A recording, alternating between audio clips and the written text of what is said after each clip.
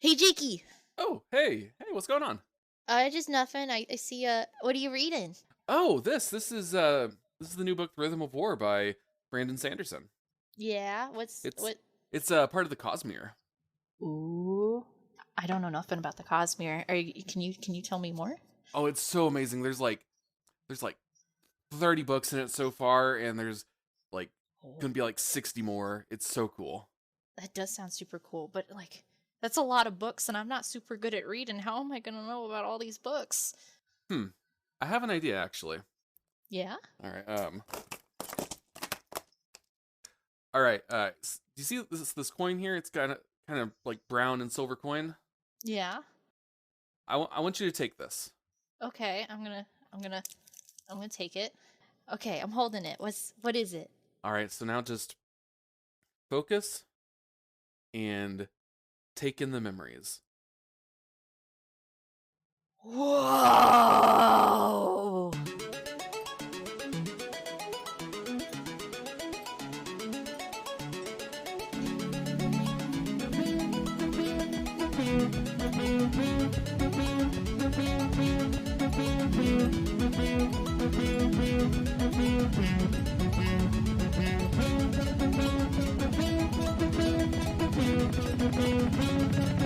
Zeth, son Valano, truthless of Shinovar, wore white on the day he was to kill a king.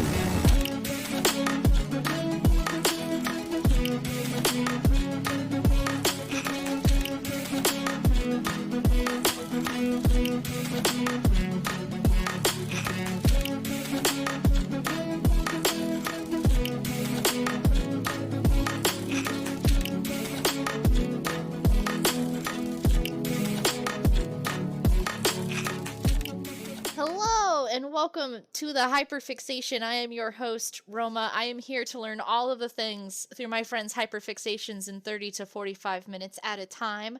I use they, them pronouns, and I am joined today by Jake Hawkins. Hey, I am the Jakey. My pronouns are he, him. I am here today to share my very favoritist books in a quick little time. In a quick little time. 30 something books in a quick little time. Let's go. Yeah.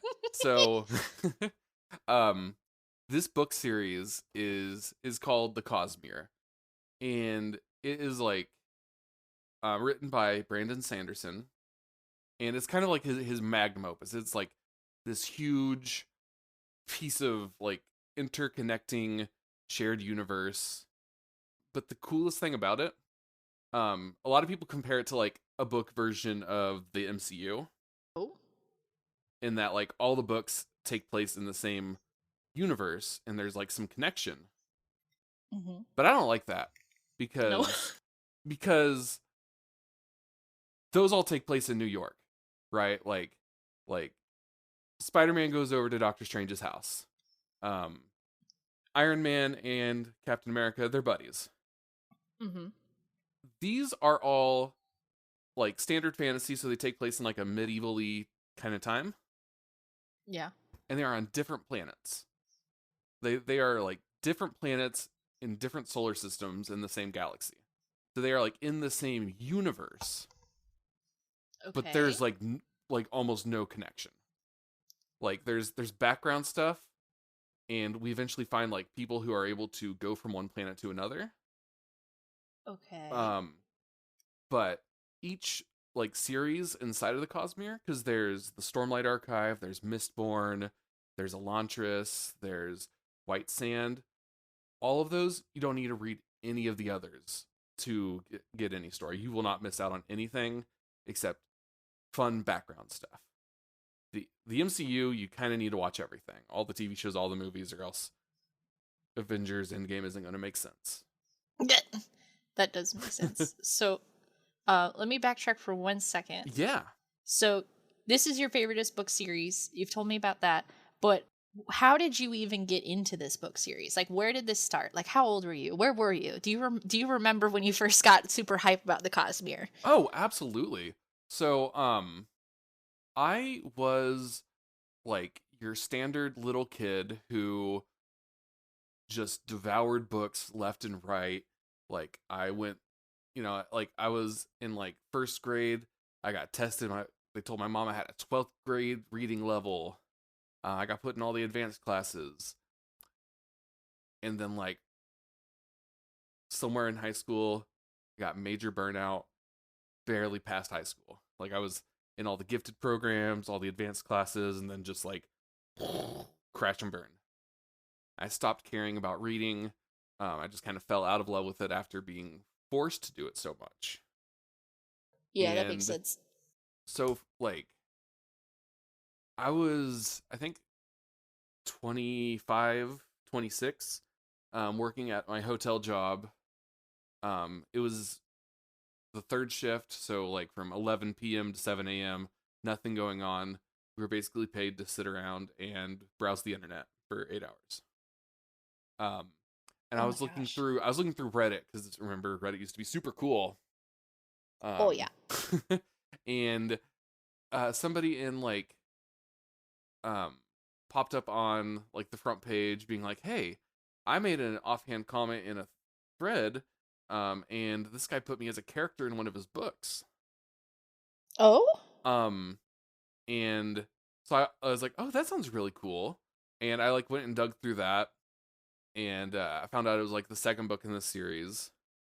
And I was like, well, that's really cool. I want to like check this out because I think that guy is so cool for doing that. Mm-hmm. So I was working with another guy at the time, and I was like, oh, hey, have you heard of this Brandon Sanderson dude? He's like, oh, yeah, he's kind of like a big name in fantasy now. I haven't read any of his stuff. I was like, I think I'm going to do that. And so I bought like the first book, The Way of Kings, and it just turned me back into the book nerd that I was like in elementary school and middle school. Just like immediately. I devoured it. I went through all of his books super fast. And I even got to meet him one time at a con. It was so cool. That is super cool. And yeah, like another reason that these books mean so much to me is that they made me, I was like in a real dark place. I was in a rut. I didn't care about anything. I didn't really have like a plan for the future. I was just like, I'm gonna work and go home and play video games for the rest of my life. I don't care. Work, eat, game, and die. Yeah. But then I was like, I love books. I love books. Books are the best. And then I was like, I want to do something involving these.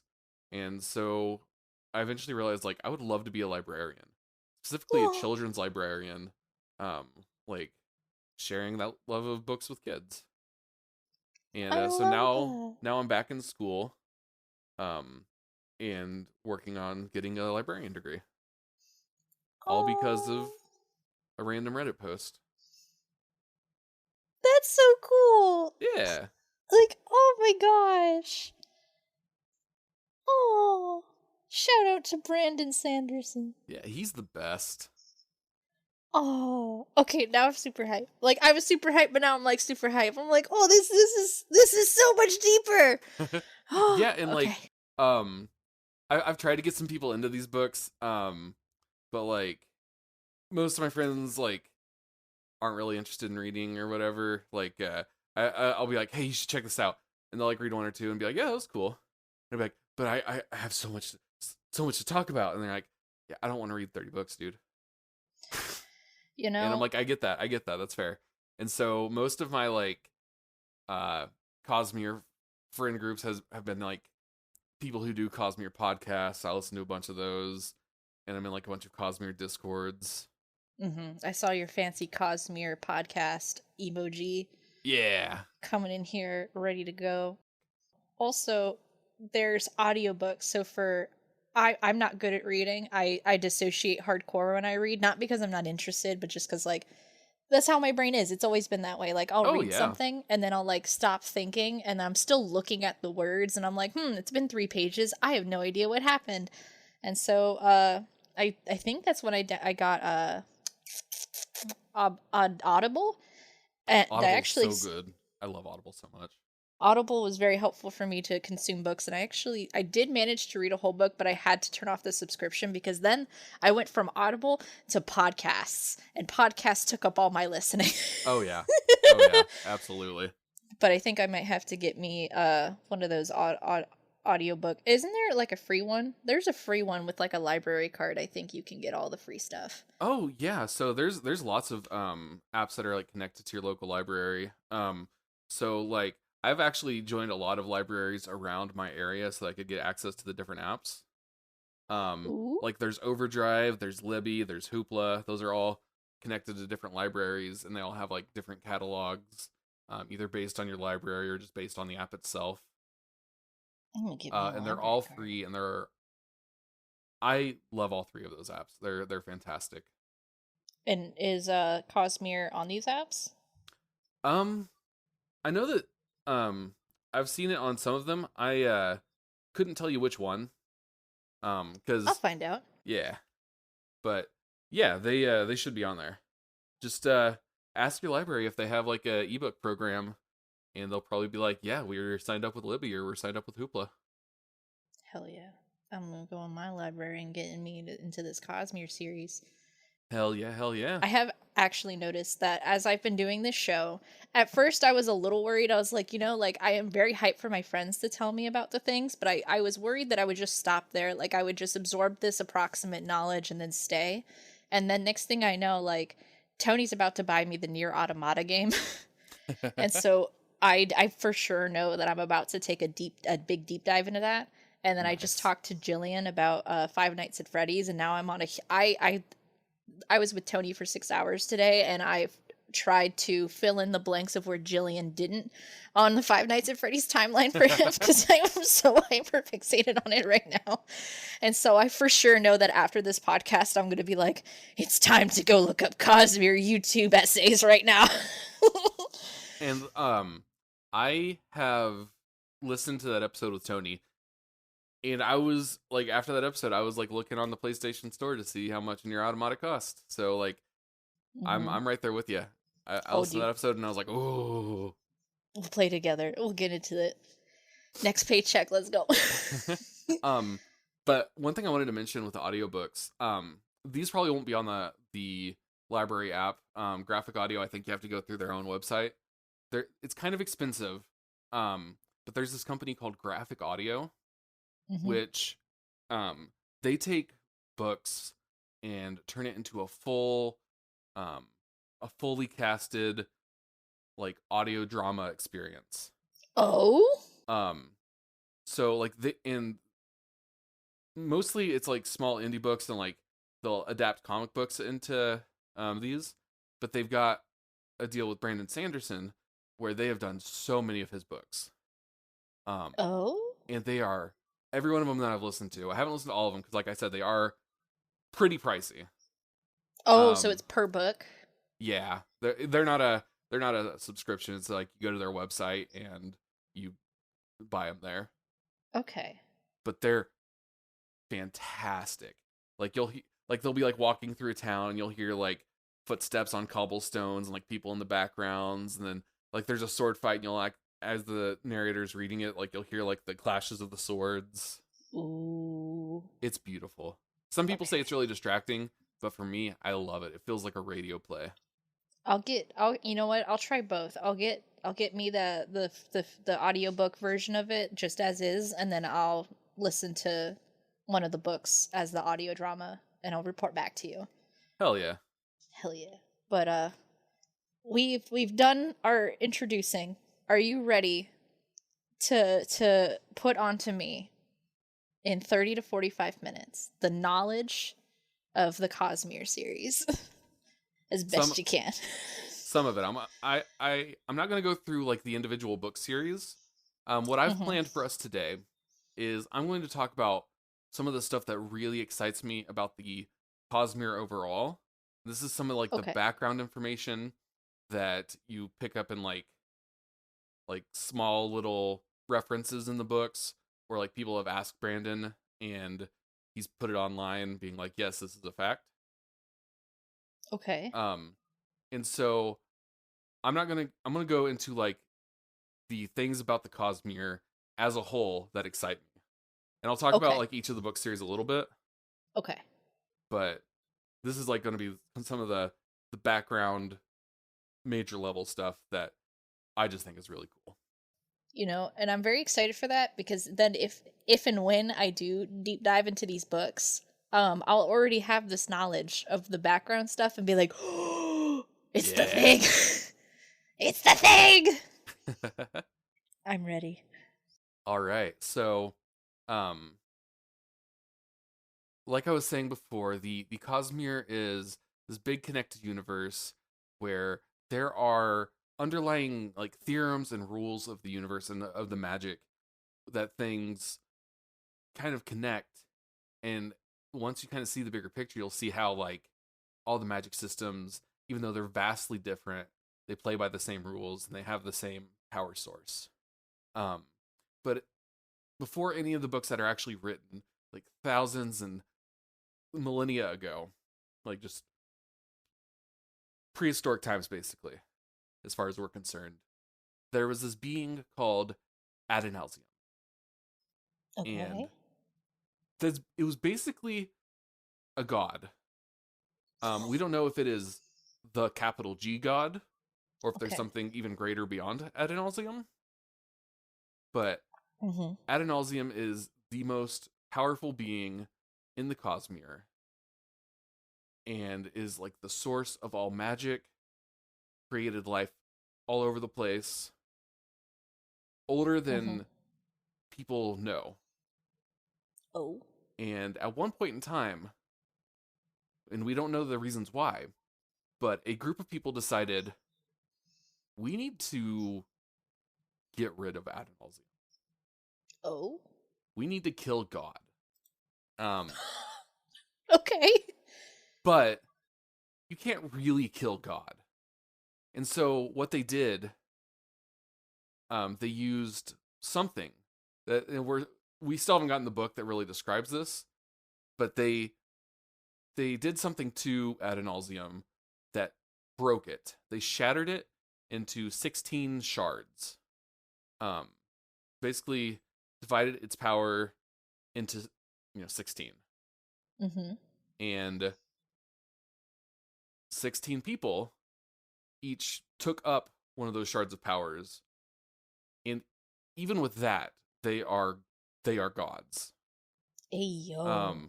Technically, if you wanted to use like terms from our world, they'd be like demigods, but this is still like Zeus level god. Okay. So would I be able to compare it to like in like Jujutsu Kaisen with Sukuna's fingers?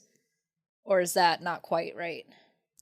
So yeah, kind of how like Sukuna was like his fingers each kind of contain like a 20th of his power. Mm-hmm. Except I'm sure a single shard is probably like way even more powerful than Sukuna. Oh my god. Okay. Yeah. Okay. And so these shards, or these people, after they pick them up, they're what we call shard holders. Eventually, people kind of just called them the shards themselves. Okay. They made a pact to fuck off to different corners of the universe, like of the galaxy. We're all too powerful near each other. We must separate immediately. Yeah, they're like, we need to take this power and spread it out. We won't interfere with each other. We will go to different planets. Some of them went to planets that were already inhabited with people. Some of them went to basically big asteroids and created life. And the plan immediately goes awry because there's like 3 or 4 sets of them that decide to pair off. Oh no. Yeah, so like on one planet we get 2 of them, honor and cultivation. They decide to go to one planet. There's one called preservation, one called ruin. They go to another planet. And so this kind of pisses off some of the other ones because they're like, hey, we made this agreement. And so some of the gods some of the shards, specifically this one called odium, and each shard is kind of named after a different intent. So like some of the names are honor, mercy, ruin. They all have a single intent to them. And the people who pick those up become influenced by those intents over time. Okay. So like honor was originally this dude named, it was picked up by this dude named Tanavast. He was just pretty much just a regular guy. But you know, fast forward the thousands of years to now, and honor is like what he cares about. It is the driving force behind all of his actions, all of his decisions. Kind of like how, like if there were like gods in a cartoon, like maybe if they made like a cartoon of the Greek gods, they'd be like a stereotype of what they're supposed to be. Yeah. It's kind of like that. Like the Disney movie. Yeah. Okay. But I keep kind of referring to them as gods. They're not gods in that they're immortal though. They can be killed. And so odium, which I didn't even know this word before getting into the Cosmere, but it's basically like passion and like hatred. Oh. He immediately, like everybody takes off, splits off, whatever. He immediately decides that there's a shard named Ambition. I don't remember what the shard holder's name is, but he decides that Ambition is too dangerous. Oh. Ambition could threaten him at some point. So his first action is he chases after Ambition and takes him out. Ayo. And you kill the shard holder, and then like to keep the shard from being picked up again, they do what's called like splintering, which is basically they take the power and disperse it just so much that like it's spread across the universe and you can't gather it up again. It goes off to just little tiny places all by itself. It just kind of just becomes energy. So it can even these little sprinkles of energy, can that be like absorbed into like the people or like the planet or like or does it just exist? So that's where we get to the magic systems. Oh. The magic in this universe is called investiture. It takes like a different form on every planet and is very shaped by the shards that are nearby. And in every world, you are basically investing magic energy into something. Some of the worlds, the living people are invested. So like one of the shards, her name is Endowment. She endows people with power. So like on that series, everybody is born more invested with magic than on other planets, and they can use that energy, but it's limited. And on some planets, the energy is invested into, so like on the Stormlight Archive books, the magic is invested into the world itself, but the way that people can use it is that it's gathered into crystals, and then they can kind of like absorb the energy from that. So okay. But basically what it is like you put the energy into something and then it can be used. Part of the really, really cool thing that I like, and this is getting into the more like theoretical side of the Cosmere, is that there are 3 realms. There's the physical realm, which is the world we live in. You know, it's the things you can touch. This is where 99% of the action that we're going to see takes place. Most people aren't even like most people in the world aren't even aware that there's anything besides the physical realm, Mm-hmm. right? And then there's the cognitive realm. This one's really hard to kind of explain, because it is where our thoughts of things lie. So I'm sitting here on my chair at my desk in the physical realm. In the cognitive realm, there would be just a collection of my thoughts of what the desk is, desk's thoughts of what the desk is, the room around the desk's thoughts of what the desk is. Everything has thoughts. Not everything is like sentient, but things have identity. And I want to get into that later, because identity is my favorite thing. This is getting nutty, and I love it. Yeah. And then there's the spiritual realm. This is where people's souls reside. So your soul is going to be, or your spirit is it's called your spirit web in the Cosmere. And it's basically the DNA of your soul. Not your physical body, but like what makes you as a person who you are. That's where that resides. And so we exist in all three realms at the same time, but we only really know the physical realm. You know, this sounds like an experience I've had at a festival. Inebriated. Right, absolutely, 100%.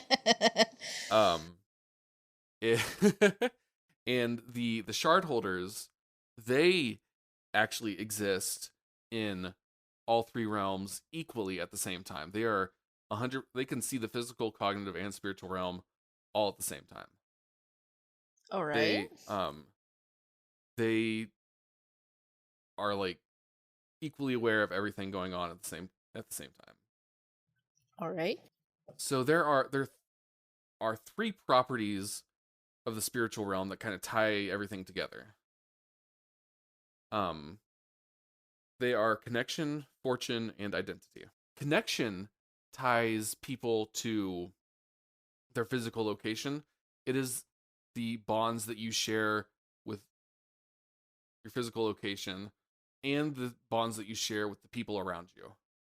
Think of it as links in Interstitial, where like, okay, I have a connection with you because you are my friend.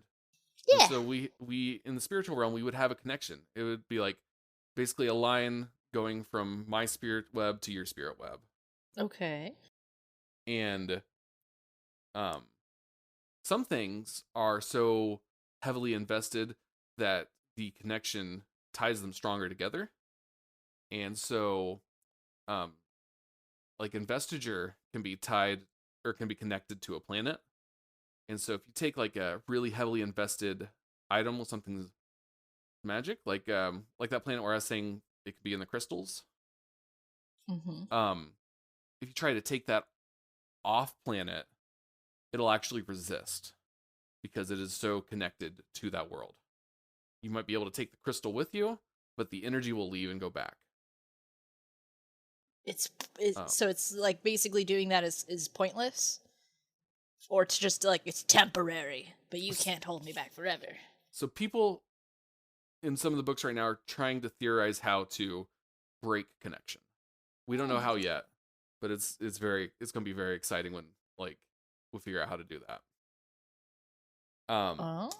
And then there's fortune, which fortune ties into a lot of different things. So there are some people, mostly the shard holders, who have the ability of future sight. Some of them are better at it than others. And it's not like really seeing the future, it is seeing the limited possibilities kind of thing. Okay. So, you know, kind of like in, I keep bringing it up, but kind of like in Avengers when Strange is like, I saw 30,000 possible futures and only one of them where we win, or something like that. Using fortune, you can look into these possible futures. But what messes with fortune actually is someone else using it. So there's times where like one of the shards will try to kind of see what's in the future, and they can see some of it. There's gonna be like a black spot, basically, where another shard is involved, because they can also use future sight, and so it like kind of cancels each other out. Because if you can both see the future, you can both change the future, and so you can't really see what's going to happen. But then we get to my favorite, and this actually ties into a lot of the magic in the stuff itself, is identity. Identity is how things view themselves, how people view themselves. It is how you believe that you are. Is it but body dysmorphia personified? A lot of people have that hasn't been put into the books a lot yet. Oh. But it has a little bit. Okay. So like for example, one of the magic is like people can heal themselves. And there are these in one of the books there are these people who this group of people who were slaves.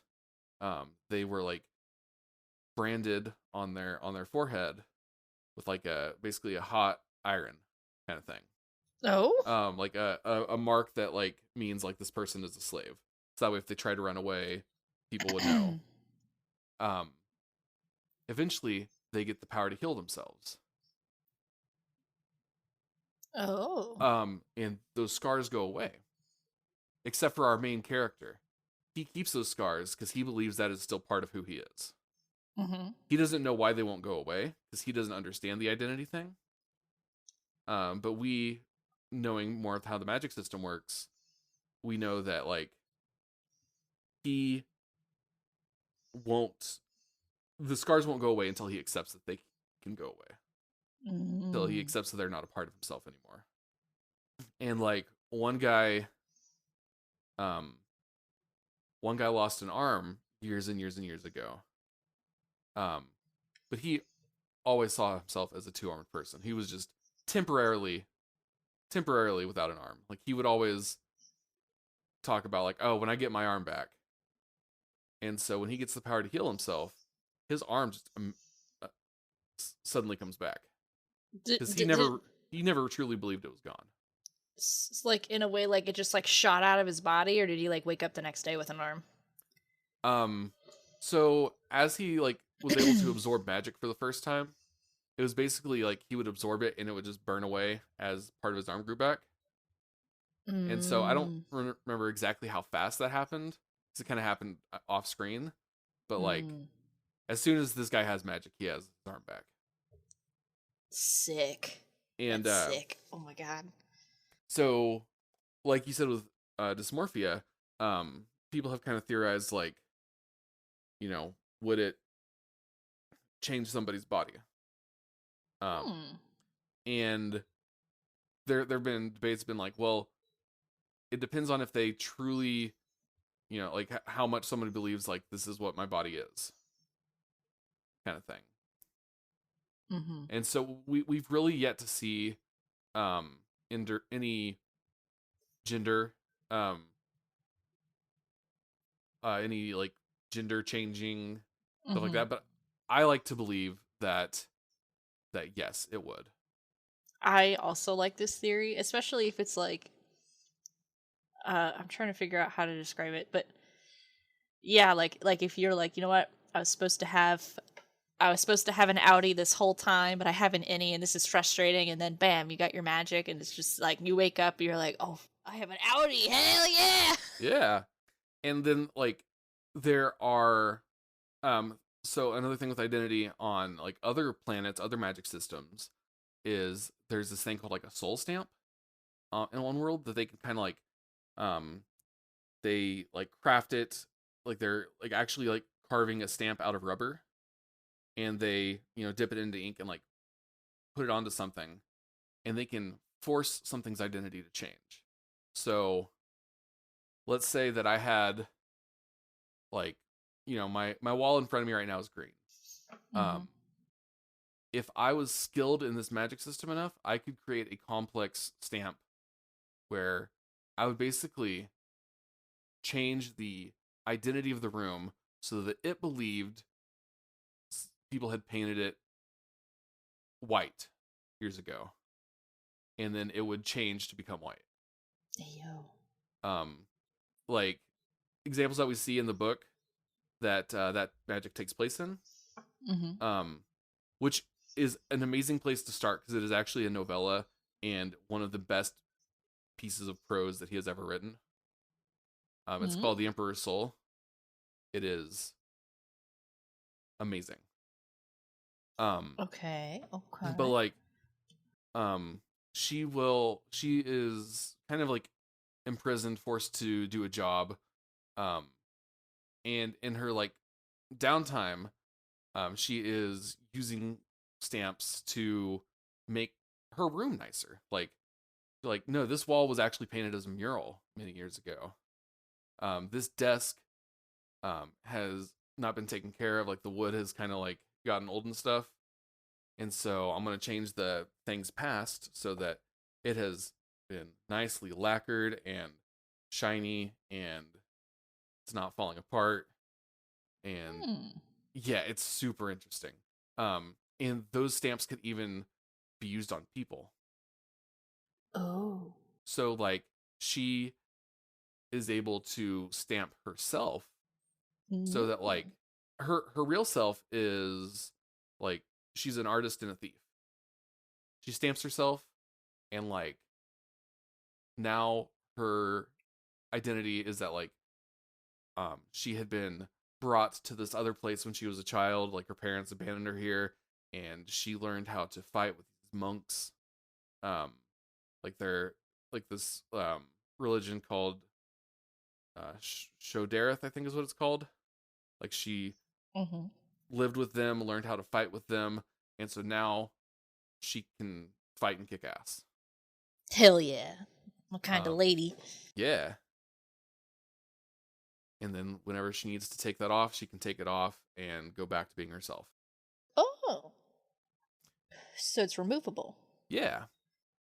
And so that's kind of like some of the bigger picture stuff that I wanted to like focus on.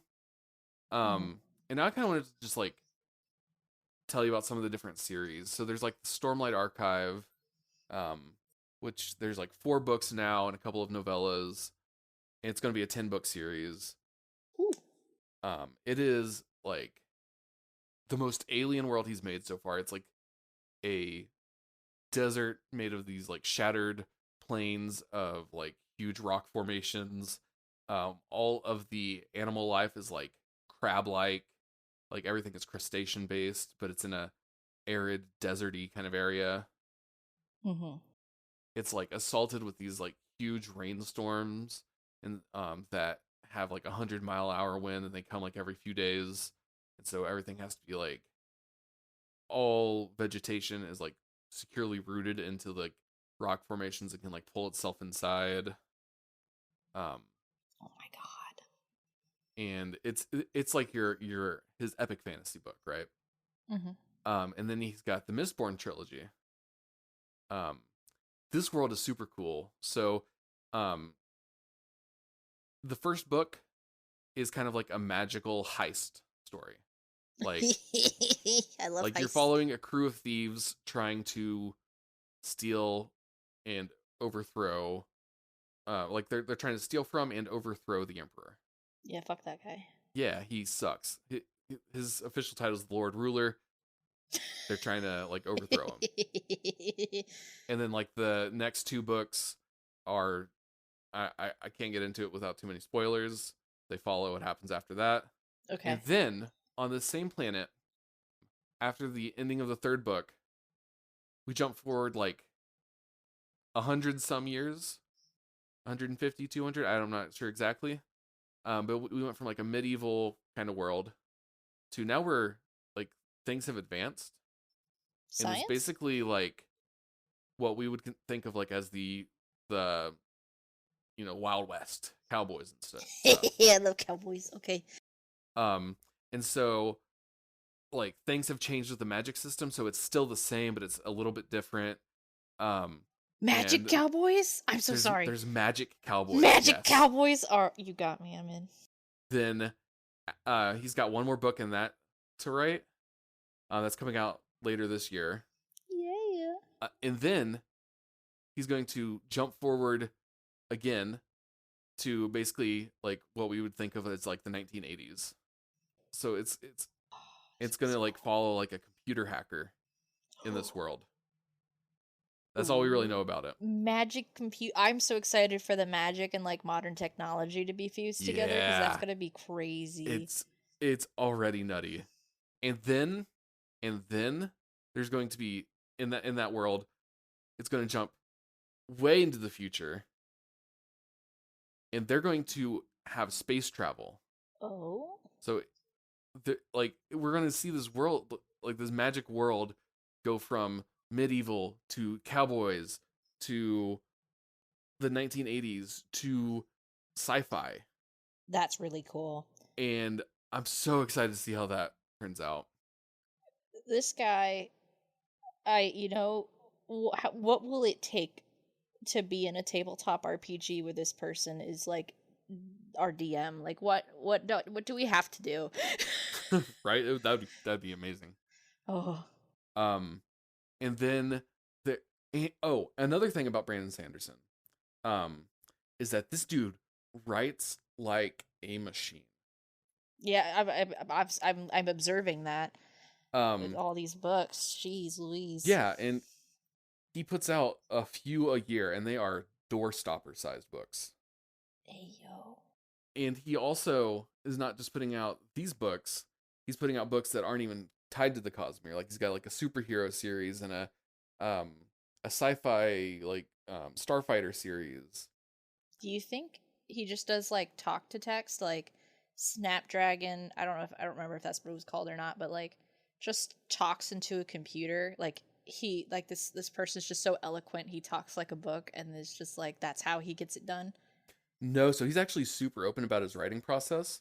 And the thing is that he loves writing. Like he goes on vacation to write somewhere else, not to take a break from it.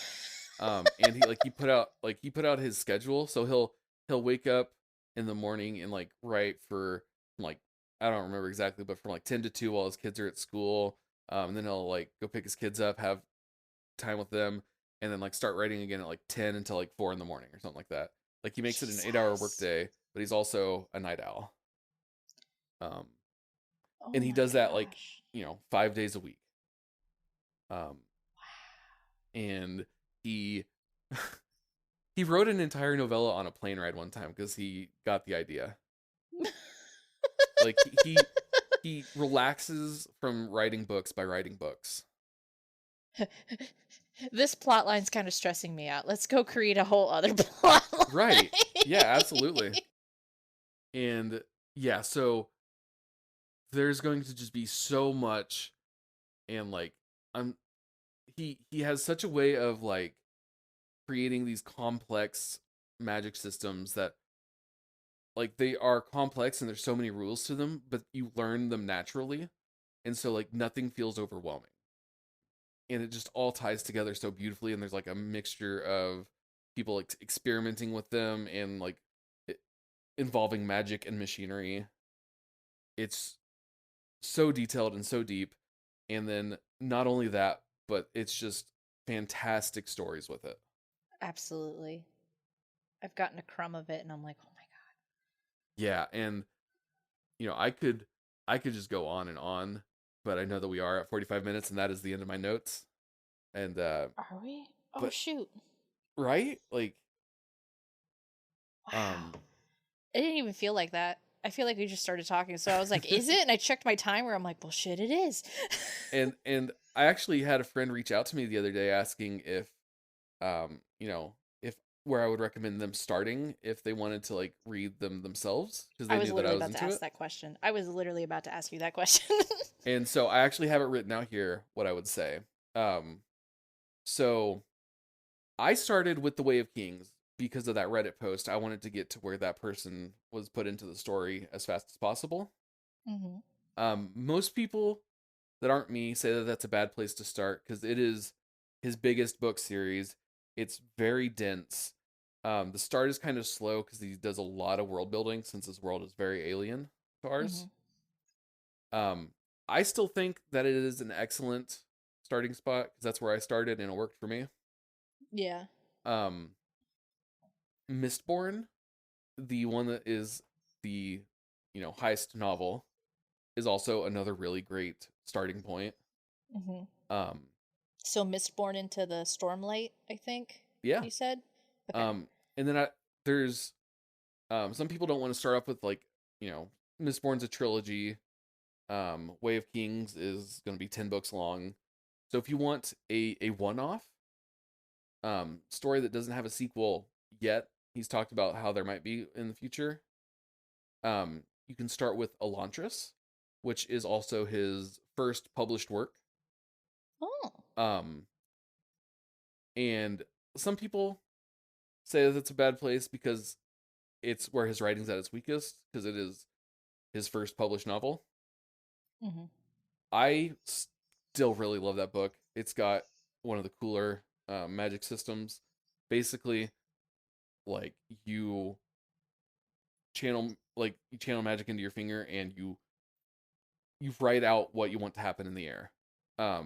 It's a little bit more complicated than that, but it's like coding almost. Like you write a code and a formula in the air and then stuff happens. Okay. And if you want to see him like grow as an author, that's, you start with his first book and then you move on to stuff he's written later. Another one that's a standalone is called Warbreaker.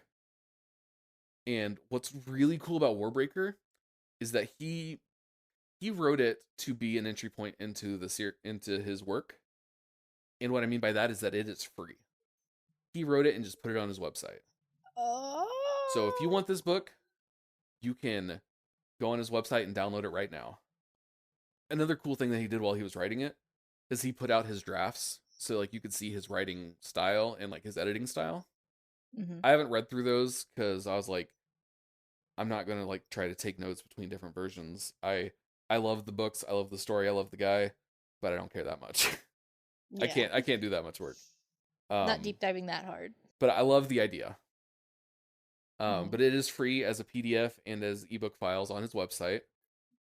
If you want the print book or the ebook or the audiobook, those you do have to pay for because it's a physical product for one, and then other people worked on it, so he wants them to get paid for the other. Yeah. But yeah, so The Way of Kings, book 1 of the Stormlight Archive. Mistborn: The Final Empire is the first Mistborn book. Warbreaker or Elantris. Those 4 are my recommendations for what to read first. Any of those 4. Good. This friend that I was talking about started with Mistborn after I told him all that stuff. I as a huge fan of why did I just lost it? Lupin the Third series. I watched a lot of the classic Lupin the Third TV show, the movies. I actually watched the recent Lupin the Third that came out. I fucking love heists. Especially when like Interstitial Season 3 came out. Like I fucking love heists. Yes. And so I think I might have to start at Mistborn. Hell yeah. And Mistborn is one of the ones that's been adapted to graphic audio. Hell yeah. And that's the one that has the guy in Fortnite. So hell yeah. All right. I'm gonna have to write all that down, and so I think what I'm gonna do, I have a Discord server set up, and so I'm gonna put all this information like pinned. I'm gonna make like a little channel for it, like a text channel. So then when people listen and all the stuff, like for example, like in the episode with Tony, with all the pictures that he gave me, I'm gonna put it on the tweet, but I'm also gonna put it in the Discord as pinned so people can go see what we were like visually looking at. That's awesome. I think that'd be very cool.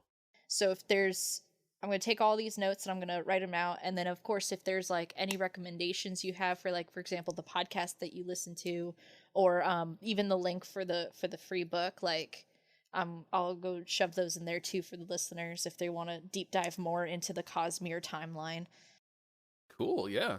Especially if any of these people like Kingdom Hearts as much as we do, they're gonna love fucking complicated timelines. Oh yeah.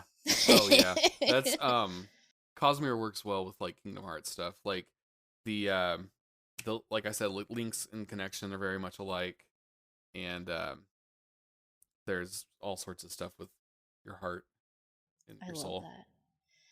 Your soul. Oh my gosh. Is there anything else that comes to your brain before we close this up? Before we leave the timeline? I would just like to remind all of you out there: life before death, strength before weakness, journey before destination. Hell yeah. That sounds so cool. I don't even know where it's from, but it sounds so fucking cool. Well, thank you listeners for listening. You can find me on the internet, my personal Twitter at I appreciate your butt at twitter.com. That is IAPPRECI, the number 8, URBUTT. You can find this podcast as a whole at the Twitter I made. Oh, fuck. What is it called? I'm looking it up. The hyper. Oh, I don't know this one yet. It is at the Hyperfix pod at the twitter.coms. Also, you can join our Discord. I'll have a link in the Twitter for the Discord, so you can come in, because by the time this episode is out, the Discord will be live, and there you will find all the extra information for the Cosmere stuff in there. And that's it for me. Jakey, your turn now. All right, you can find me at Mr. Jakey Poo on all your various social media sites, mostly Twitter. You can catch me over on the Redacted Media YouTube channel, where my friend Redacted and I are reading through the Dark Tower series of novels. And eventually, after we finish those, I'll probably make him start reading some of the Cosmere novels as well. And then you can find both me and Roma on Hearts Against Balance. Yeah. Having lots of fun with our buddies. Mm-hmm. It's an interstitial, our hearts intertwined, rule set, actual play podcast. It's like the One Piece of interstitial RPs. Oh, I love that. I love comparing it to One Piece. That's amazing. But yes, you can find us at Heartscast on Hearts Against Balance. Oh, wait. Was there anything else that you wanted to say? I totally just stole your thing. That's it for my plugs. Okay, and then for the last of the plugs, thank you to Moonshot for acquiring this show and then helping me grow it into what it is now. You can find us, the Hyperfixation, on the Moonshot Network, as well as many other amazing podcasts and other content. Like, they're doing a bunch of crazy stuff over there. I don't think this is going to release by the time it happens, but you'll definitely have to go and check out the VODs from the moon launch stream that they're doing. I'm so excited for that. It's going to be so excited awesome. For the moon launch. But they do a bunch of streams, a bunch of stuff. So you can find them at twitter.com at moonshotpods, where you can find a bunch of cool stuff. A new podcast just come out called Unwise Girls. It's 2 girls talking about the Percy Jackson series and all the other things that the writer of Percy Jackson has done. I'm so hyped to check out that one because I love those books as well. I have devoured them. They look so good. So that is it. That is the show. Now I have to come up with the bit for the end of the episode, which is my favorite part, but also the hardest part. Like, let's see.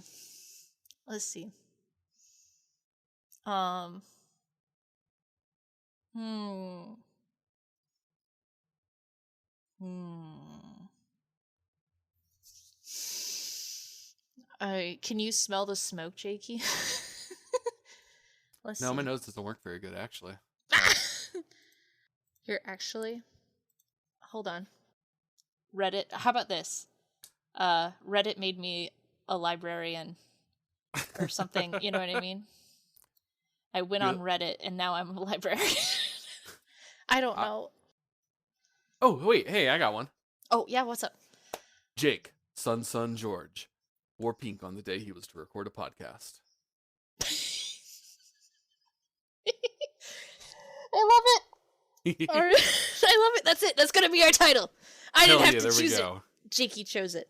And so now that I have acquired this great approximate knowledge of the background stuff of the Cosmere series, I'm still holding this coin. Do you want it back? Oh, that's a pretty coin. Where'd you get that? What? You gave me this coin! Did I? Yeah. Oh. Well, thank you. I guess I forgot about that. I like this a lot. It's pretty. It's made out of this cool metal. What is the metal? Oh, it's like kind of silvery, and then there's like some kind of like bronzy color in there. Oh, but you said it was. Fuck. Necrosil? Necrosil? Jakey, it's Necrosil. You told me that. Oh, did I? Huh. God damn it. Interesting. Well, thank you. I like it. No problem. I don't know what to do now. Good night, Internet. Good night, Internet. Thank you for listening. Be safe. Don't die. Drink lots of water. Thank you. We love you. Bye. Love you. Bye-bye. Thank you to Offuscate at OFUSKATE for the intro and outro music. You can find them on Twitter, Instagram, and SoundCloud.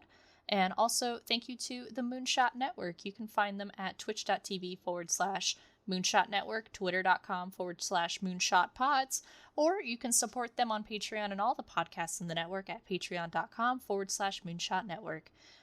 Thank you so much, and have a good day. Be safe, don't die, and badoo!